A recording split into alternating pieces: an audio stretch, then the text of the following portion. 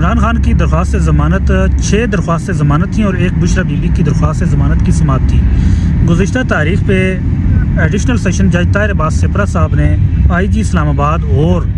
Secretary داخلہ سے report طلب کی تھی کہ کیا آپ کو سیکیورٹی خدشات ہیں جن کی بنا پہ آپ عمران خان کو عدالت کے اندر پیش نہیں کر رہے ہیں، جس کے جواب میں وہاں کھڑے پولیس افسر جو ہے نا وہ خاموش ہو گئے اور آئیں بائیں شائیں کرنے لگے، جس پہ انہوں نے سختی سے کہا ہے کہ آپ اگلی تاریخ پہ رپورٹ جمع کروائیں کہ آپ عمران خان کو عدالت میں کیوں پیش نہیں کر رہے ہیں اور اس حوالے سے آپ کو کیا خدشات ہیں، اور یہ درخواست ضمانت کا کیس ہے اور اس میں سائل کی اصالتاً حاضری ضروری ہے، اور آج انہوں نے یہ بڑے واضح طریقے سے کہا ہے کہ یہ درخواست ضمانت ہے اور اس میں ان کی حاضری ضروری ہے، اور اس بابت ان سے پھر دوبارہ رپورٹ طلب کی گئی ہے جو اب 28 تاریخ تک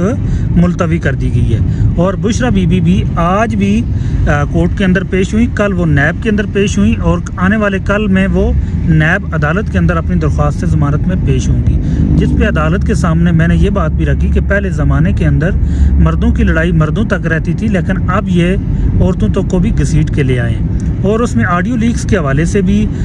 بڑے اہم مکالمہ ہوا ہے، جس کے اندر ہم نے ایک ریٹ پٹیشن دائر کی ہے اسلام آباد ہائی کورٹ کے اندر، جس میں بشرا بی بی کی جو آڈیو ریکارڈنگ کی جا رہی تھی اور اس کے ذریعے ان کو دباؤ میں لانے کی کوشش کی جا رہی تھی، تو اس حوالے سے بھی جج صاحب نے سوال پوچھا، جس پہ بتایا گیا کہ فون ریکارڈنگ کے حوالے سے پیرامیٹرز جو ہے وہ انہوں نے جمع کروانے ہیں، لیکن وہ ابھی تک پیرامیٹرز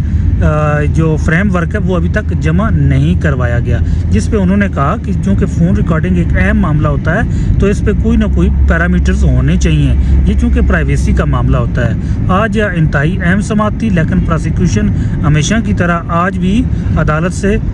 غائب تھی، اور اس وقت میں اڈیالہ جیل جا رہا ہوں جہاں سائفر کیس کی سماعت ہے، اور آج سائفر کیس میں عمران خان صاحب سے بھی ملاقات ہے۔